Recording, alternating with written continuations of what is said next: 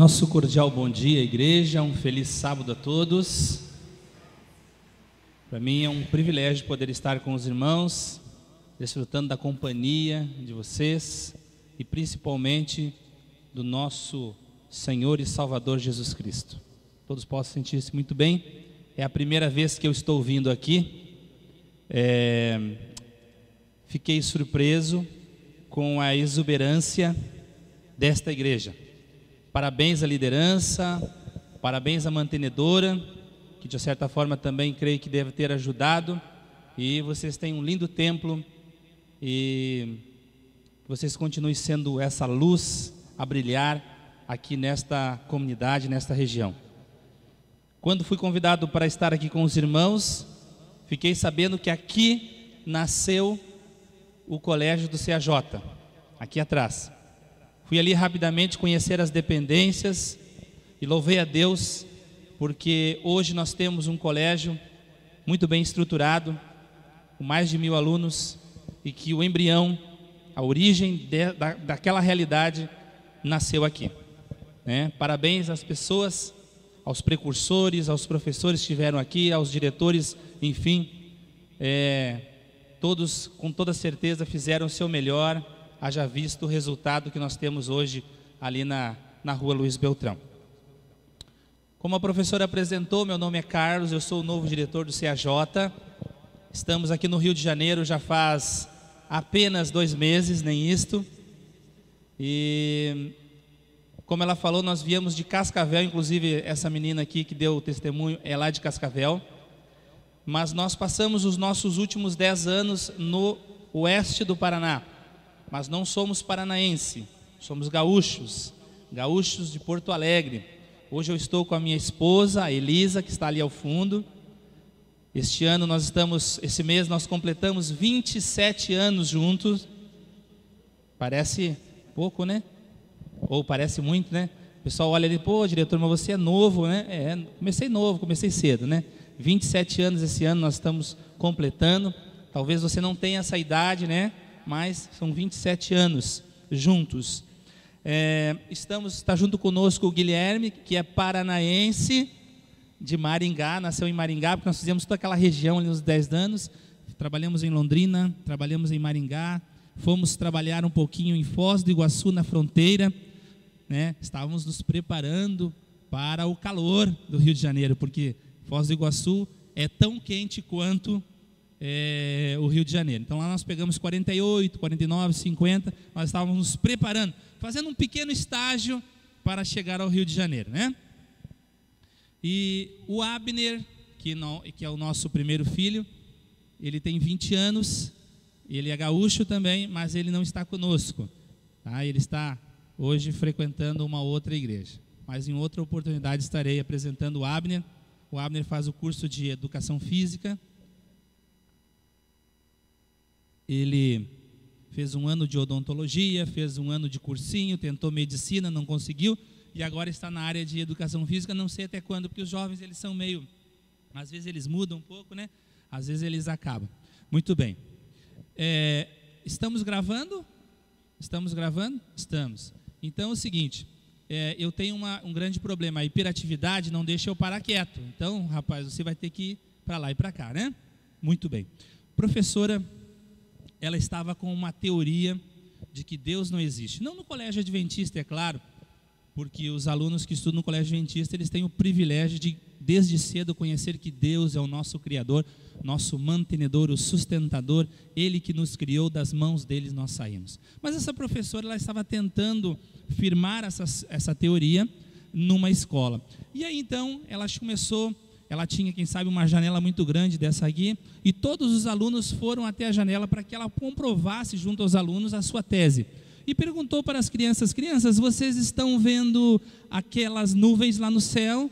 Estamos. Que cores são aquelas nuvens? Elas são brancas. Vocês estão vendo o céu? Estamos vendo, crianças. Estão vendo, crianças? Estão vendo. Que cor é o céu? O céu é azul, professora. Vocês estão vendo essa árvore aqui? Estamos vendo. Que cor são as folhas dessas árvores? As folhas são verdes, professora. Muito bem.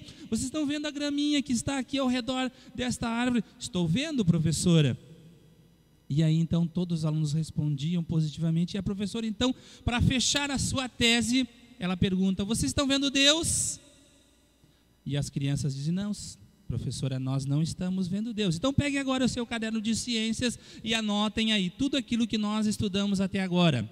Que a grama é verde, que porque nós conseguimos enxergar, que as nuvens são brancas porque nós conseguimos enxergar, e que Deus não existe porque nós não conseguimos enxergar, nós não conseguimos ver. Só que naquele meio daquela turma sempre tem aquele aluno que é chato, não é verdade?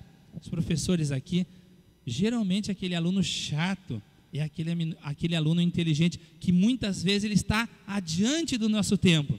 E ele pediu então a palavra à professora, professora, posso fazer umas perguntas aqui para os colegas? Pode. Levou os colegas até a janela e perguntou: vocês estão vendo o céu lá em cima? Estamos. Vocês estão vendo que cor é o céu? É azul. A professora ficou dizendo: mas será que o rapaz vai fazer as mesmas perguntas que eu fiz? E começou a perguntar sobre a grama, e perguntou sobre o céu, sobre as nuvens, sobre isso e aquilo, e por fim ele arrematou: vocês estão vendo o cérebro da professora? E os coleguinhas falaram assim: não estamos vendo o cérebro da professora. Então escrevam no caderno de ciências: Deus não existe e a nossa professora não tem cérebro. É isso? Não é isso. Na verdade, Deus, Ele é intangível. Deus nós não conseguimos tocar. Conversando Jesus com a mulher, ele disse: Deus é espírito e importa que os seus adoradores o adorem em espírito e em verdade. Deus não é palpável, nós sentimos. A Bíblia diz que somente os portadores do Espírito Santo sentem a Deus. Somente os espirituais discernem as coisas espirituais. Mas a mensagem de hoje vai falar um pouquinho sobre educação. E eu tenho um grande problema, professora, porque antes de ser professor, eu era evangelista. Então, eu tenho uma dificuldade muito grande de falar em educação. E eu vou falar de educação misturado com evangelismo. Então, você vai entender mais ou menos aonde que a gente vai chegar. E a mensagem desta manhã, o texto base é Mateus capítulo 18, verso 1 a 4. Se você tem a sua Bíblia, se vai ser projetado, se você quiser também, pode ficar à vontade, 18, 1 a 4. E eu quero fazer uma leitura dinâmica. Se você quiser ler um verso, se coloque em pé e leia esse verso. Leia o verso 1. Se você quiser ler o verso 2, leia o verso 2. Leia o verso 3 e 4 e assim por diante. Mas leia com voz bem alta, para que a gente possa então ouvir, todo mundo ouvir o que está escrito em Mateus 18, verso 1 ao 4. Eu começo lendo então, verso 1.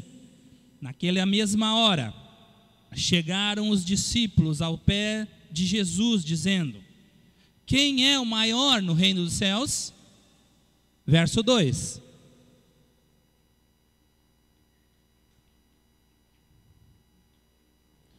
Três.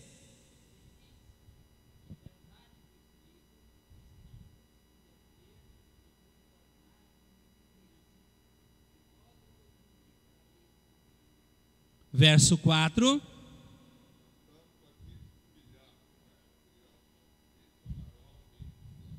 Aqui está, irmãos queridos, uma das perguntas mais conhecidas da Bíblia. Os discípulos fizeram a Jesus e disseram: Senhor, quem é o maior entre nós?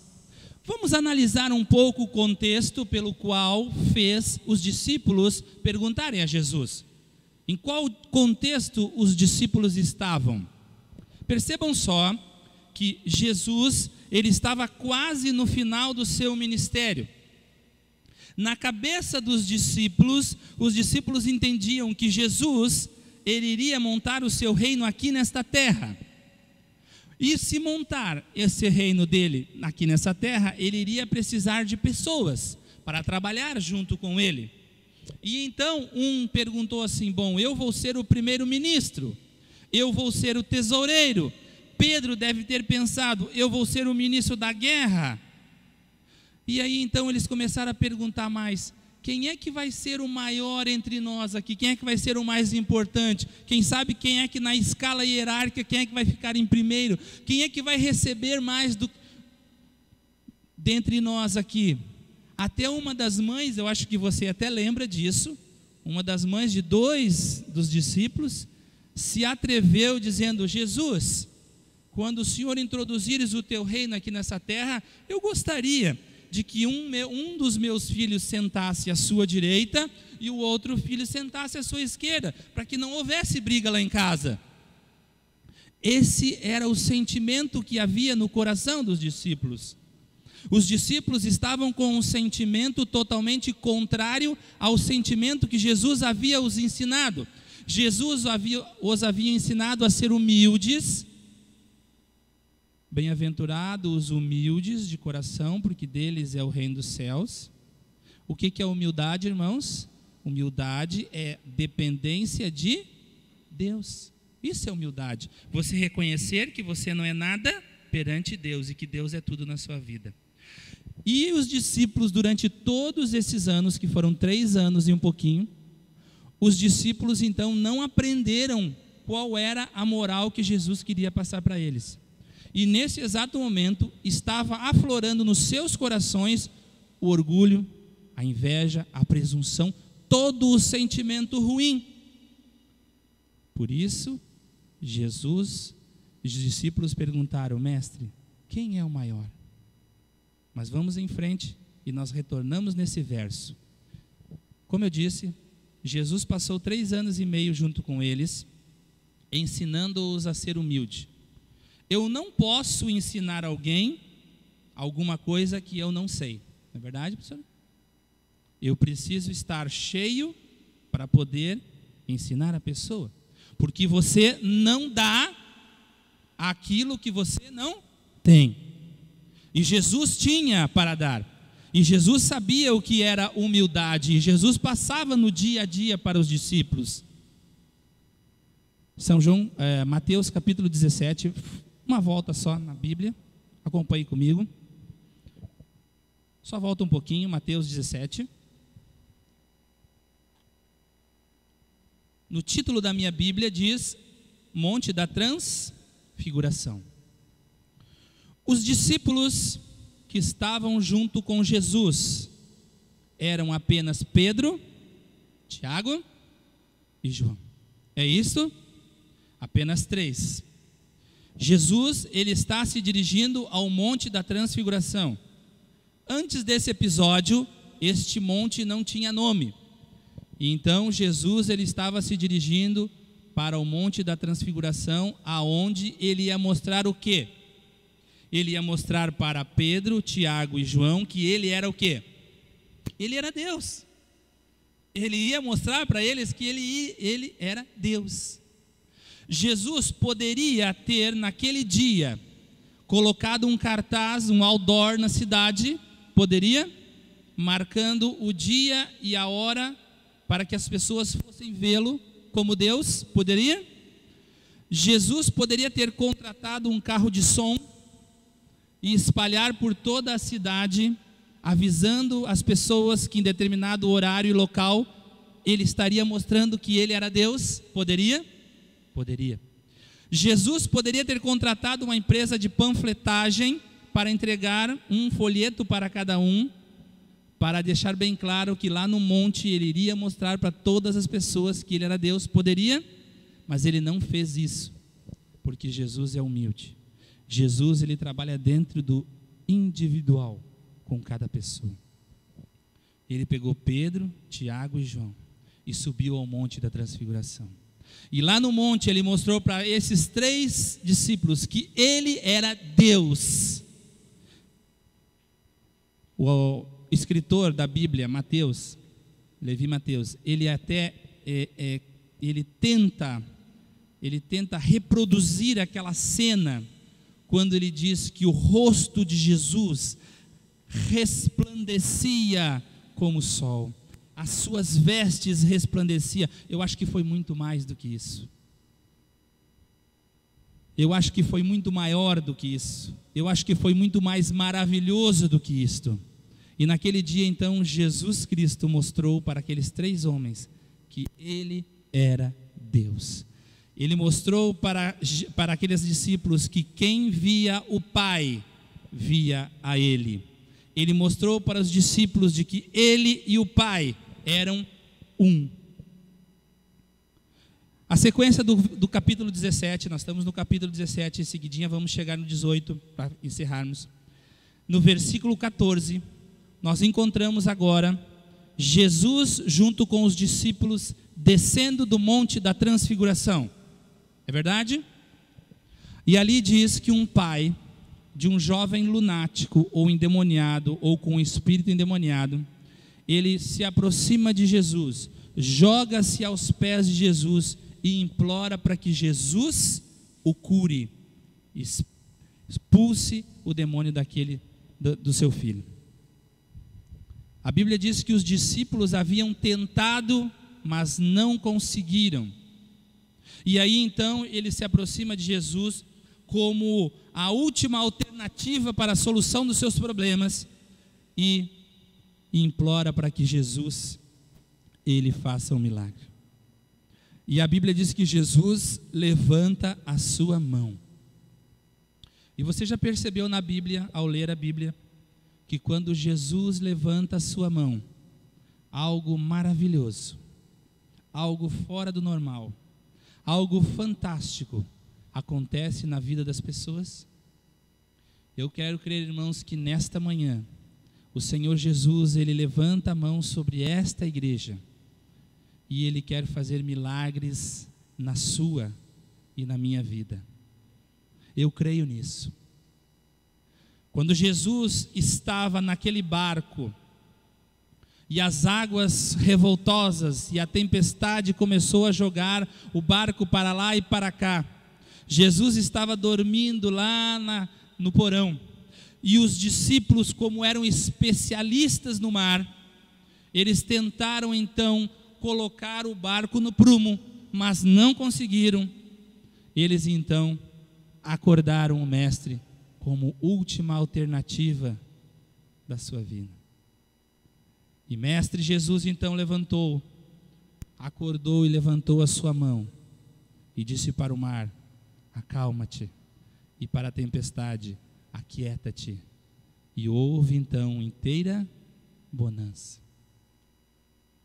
Naquele dia, quando o cego chegou perante Jesus, e Jesus fez lodo, e levantou a sua mão e passou nos olhos daquele homem, e pediu para que ele se lavasse no tanque, Jesus fez um milagre naquela vida, porque Jesus levantou a sua mão. E naquele dia, irmãos, Jesus levanta a sua mão perante aquele jovem, e faz com que aquele espírito saia do corpo dele.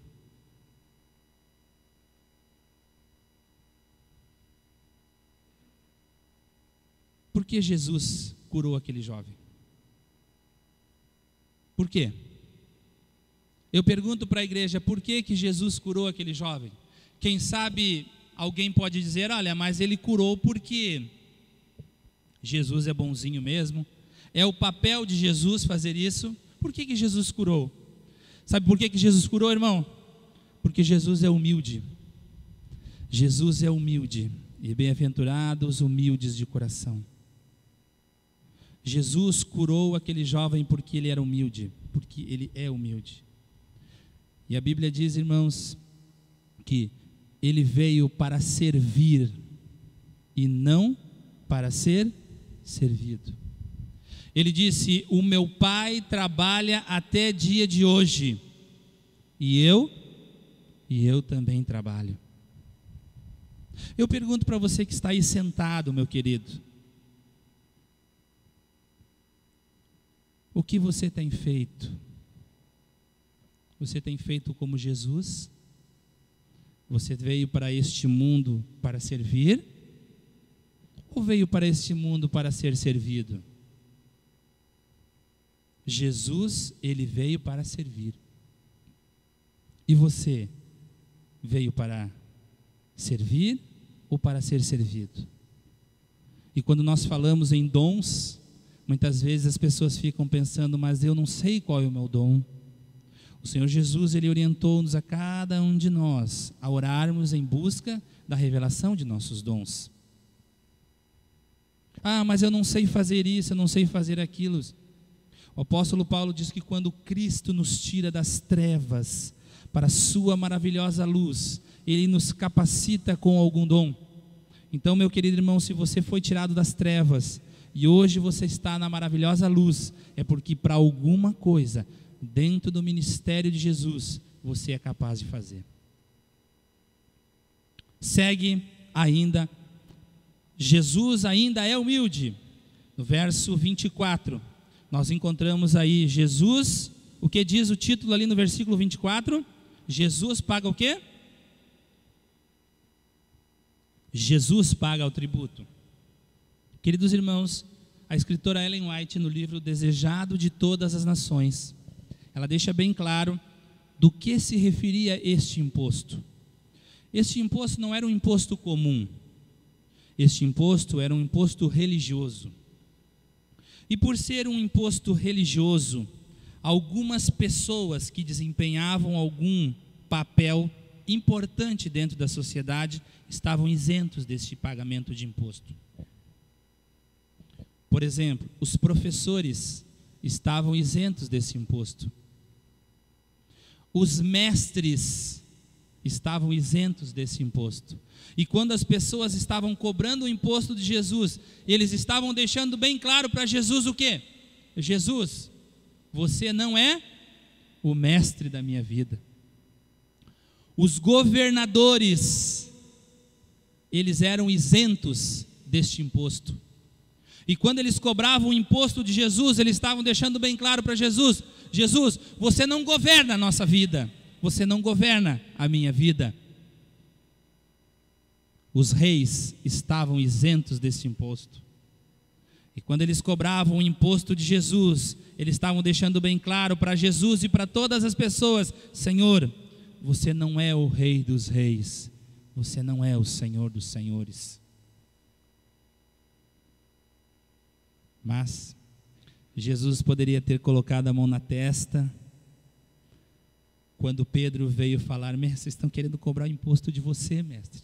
De mim, que sou um pescador, tudo bem, mas de você, mestre, eles não podem cobrar esse imposto. E Jesus poderia ter pensado assim: barbaridade, como diz o gaúcho. Eu me arrependo de não ter levado essa corja, essa raça de víbora até lá o monte, para mostrar para eles que meu é o ouro e minha é a prata, que tudo que tem nessa terra é meu, e que se vocês têm alguma coisa, fui eu que dei. Ele poderia ter feito isso, mas ele não fez. Sabe por que ele não fez? Porque Jesus é humilde. E aí então Jesus fala para Pedro: Pedro, você vai largar agora um anzol no mar, e você vai pescar um peixe, Pedro. E dentro deste peixe, você vai tirar 2 moedas. Com uma moeda você paga o seu imposto, e com a outra moeda você paga o meu imposto. E fica tudo certo. E aí então chegamos ao capítulo 18. No capítulo 18, irmãos, nós encontramos então os discípulos ali. Eu imagino, irmãos, que os discípulos, eles estavam caminhando ao lado de Jesus. Eles estavam caminhando com aquela ansiedade, com aquela coisa assim no coração, sabe? Aquele orgulho, aquela vontade de saber quem era o melhor, quem era o maior, quem queria ficar lá por baixo, quem quer ficar por cima, quem sentaria ao lado direito, quem sentaria ao lado esquerdo, quem teria privilégios dentro do governo de Cristo. E eles então estavam caminhando ao lado de Cristo. De repente eles começaram a se questionar entre eles, e aí eles começaram a diminuir o passo, irmãos. E Jesus continuou caminhando normalmente, mas os discípulos, eles diminuíram o passo. Sabe por que eles diminuíram o passo, irmãos? Porque quando você está ao lado de Cristo, você não peca. Para que você possa pecar, irmãos, você tem que se afastar de Jesus. E foi isso que os discípulos fizeram. Eles começaram a concatenar entre eles, e aí Jesus continuou caminhando normalmente. E eles já não aguentando mais, mestre, vem cá, nós não aguentamos mais, nós queremos saber agora quem é o maior. E Jesus poderia deixá-lo sem resposta, mas eu digo uma coisa em nome de Jesus nessa manhã: Jesus não te deixa sem resposta. Talvez não seja a resposta que você queira ouvir, mas Ele nunca te deixa sem resposta. Então fique preparado para ouvir a resposta que Ele tem para lhe dar. E aí Jesus, no verso 2 aqui, maravilhoso, Jesus chega e diz: e chamando uma criança no meio deles, pôs no meio deles. E Jesus disse assim: agora eu vou aproveitar para dar uma aula didática para eles. E o professor, ele precisa ser criativo, ele precisa usar uma didática muito interessante. Jesus usou uma didática visual. Ele pegou uma criança e o pôs no meio deles, diz o versículo 3, e disse: se não vos converterdes e não fizerdes como esta criança, de modo algum entrareis no reino dos céus. Portanto, aquele que se tornar humilde como esta criança, esse é o maior no reino dos céus. Irmã, como é o nome dele, irmã? Como é que é o nome dele? Tiago. Quantos anos o Tiago tem, irmã? 5 anos. Muito bem. Vamos acompanhar o raciocínio aqui, irmãos. Qual é o irmão aqui da igreja que tem já de fé 60 anos de fé? Quase 60 anos, irmã. 70. Muito bem. Como é que é o seu nome, irmã? Alair? Ah, foi muito bem, muito bem. Parabéns pela coragem, irmão. Nós professores não somos normais não, viu? Irmã, deixa eu lhe perguntar uma coisa. O Tiago está aqui com 5 anos, irmão. Eu tenho certeza que o Tiago, ele é uma criança obediente à mãe, nunca responde à mãe, faz tudo o que a mãe pede. É isso, né, irmã? Mais ou menos, né? Mais ou menos. Ele é desobediente, às vezes ele não faz as coisas, às vezes ele não guarda os brinquedos que ela pede, às vezes ela tem que dar uma bronca meio forte nela. A senhora com 70 anos de fé, a senhora acha que a senhora tem que aprender alguma coisa com o Tiago, né? De 5 anos de idade, irmã, que é desobediente, que muitas vezes não faz aquilo que a mãe pede, que faz muitas vezes ao contrário daquilo que ela pede. Tem que aprender, irmã? Acho que não, 70 anos de fé já está tranquilo, já está já no caminho certo. Ah, muito bem. Jesus pegou uma criança e pôs no meio dele. Por que Jesus pegou uma criança, irmãos? Por quê? Por quê? Por que Jesus usou didática, uma didática assim, visual para os discípulos? Primeiro, eu escolhi 3 pontos para nós encerrarmos a mensagem dessa manhã. Primeiro, porque a criança, ela expressa aquilo que ela está sentindo. Ela expressa aquilo que ela está sentindo. Tem uma tia que ela é meio gordinha. Não tenho nada contra as gordinhas, tá, minhas queridas irmãs? E o meu filho, quando era mais novo, ele dizia assim, ele chegava perto da tia e dizia assim, tia gorda, e saía correndo. Aquilo era o fim do mundo para mim. Aí ele foi orientado para que ele não fizesse isso. Mas ele, erradamente, expressava a sua verdade, naquilo que ele acreditava. Ele era sincero, erradamente sincero, mas era sincero. É assim a criança. A criança, ela expressa aquilo que ela está sentindo. Esses dias, lá em Cascavel, nós fomos almoçar num restaurantezinho. E lá, então, uma menina sentou, eu sentei, e uma menina sentou junto com a sua mãe. E daqui um pouco a sua mãe estava dando o almoço para ela na boca. E daqui um pouco ela começou a gritar, eu não como mato. Mas assim, não do jeito que eu estou gritando agora para vocês, mas para todo o restaurante ouvir. Eu não como mato, eu não como mato. Eu olhei para trás e percebi que a mãe estava tentando dar agrião, salada de agrião para a menina. E ela expressou o seu sentimento dizendo que ela não comia mato, que ela não gostava. E nós adultos, como nós reagimos a uma situação como esta? Alguns anos atrás fui fazer uma semana de oração no interior do Rio Grande do Sul, alguns anos atrás. E lá, a cada dia, nós almoçávamos na casa de uma irmã, de um casal. Naquele dia nós fomos almoçar, dia de semana, na casa de uma irmã. O esposo não estava, mas estava eu e a minha esposa, e fomos então até o almoço.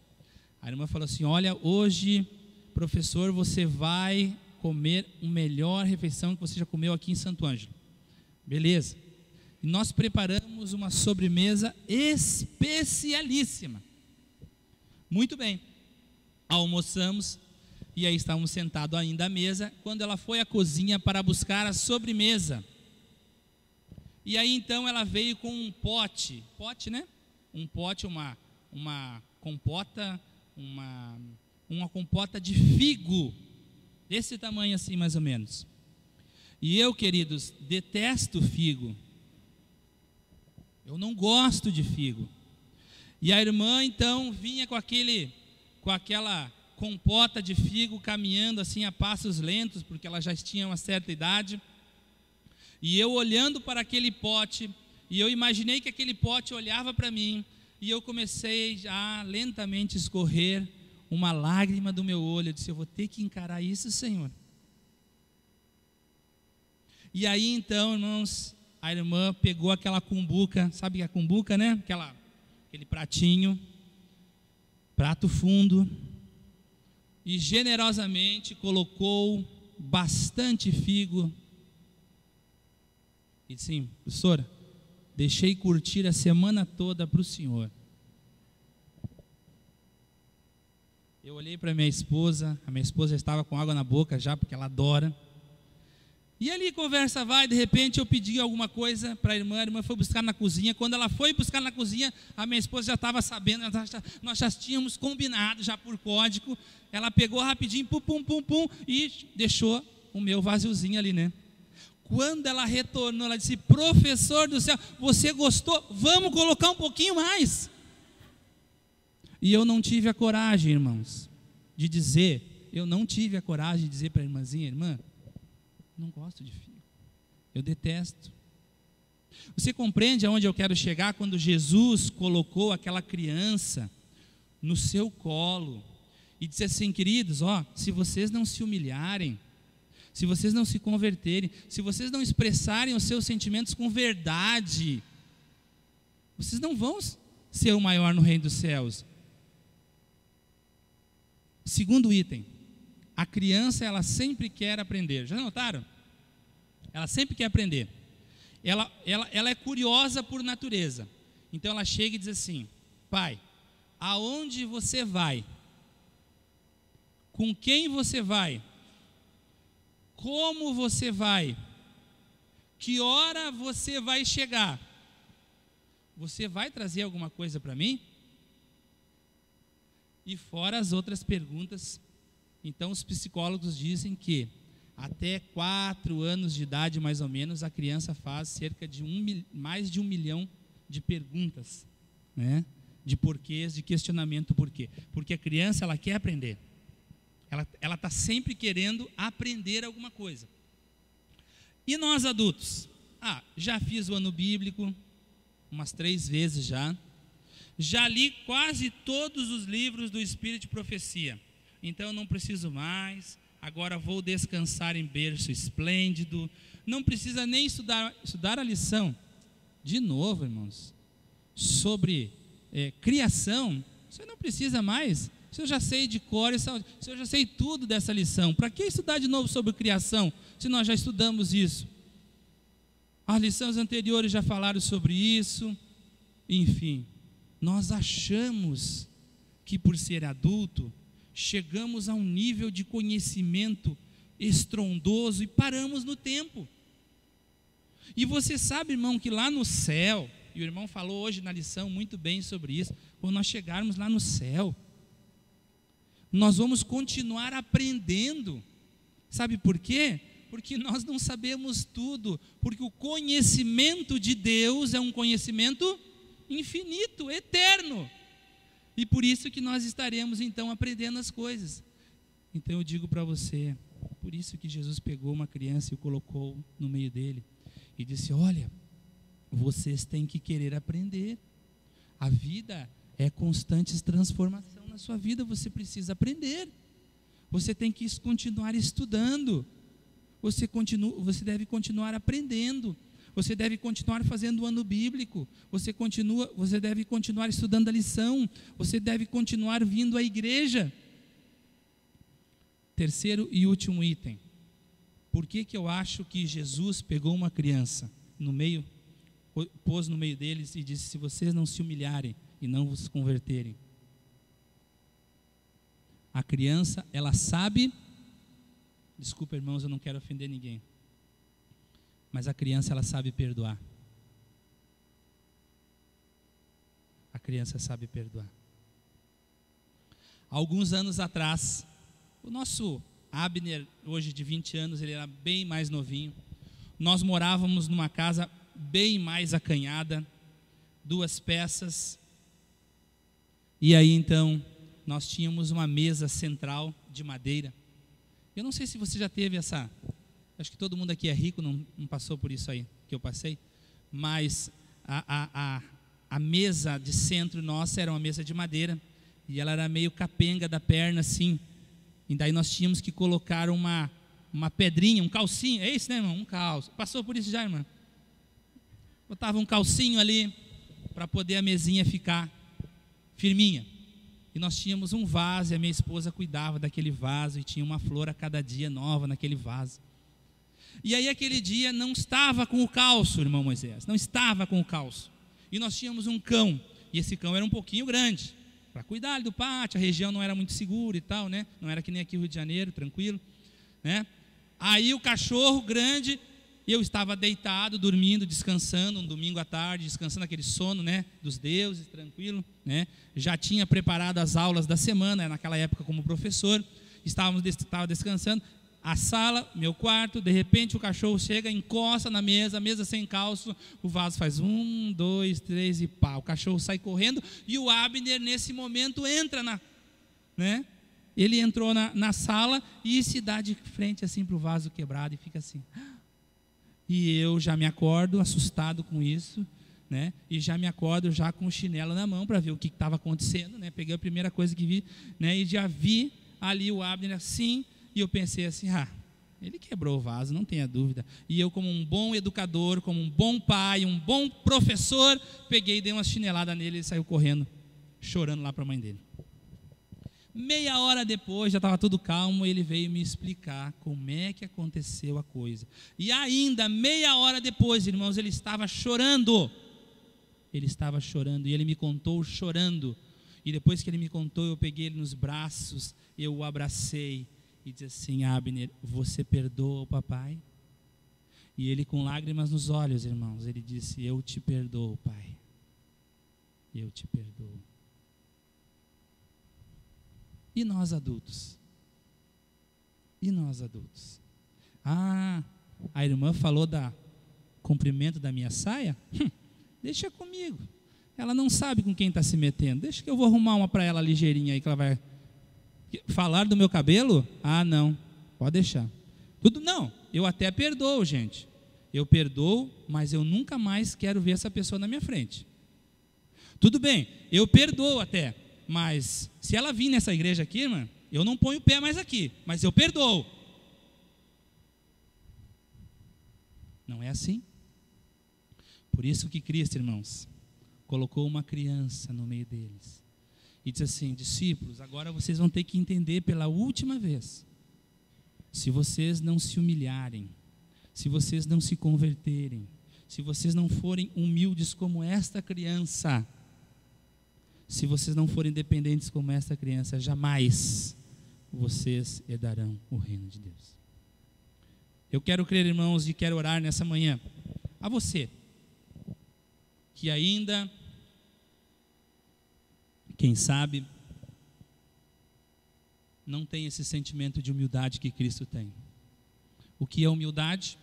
É totalmente dependência de Deus. É totalmente dependente de Deus. Você precisa ser humilde, porque bem-aventurado são os humildes, porque deles é o reino dos céus. Que Deus te ajude para que você possa colocar esse ensinamento de Jesus, o mestre dos mestres, em ação, na sua vida e em prática. Deus abençoe para isso, amém?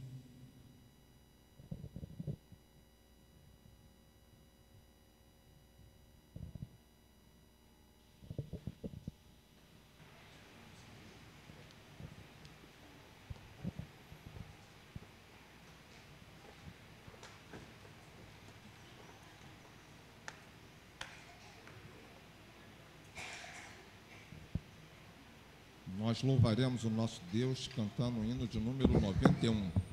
Ao som dos instrumentos, nós vamos nos colocar de pé.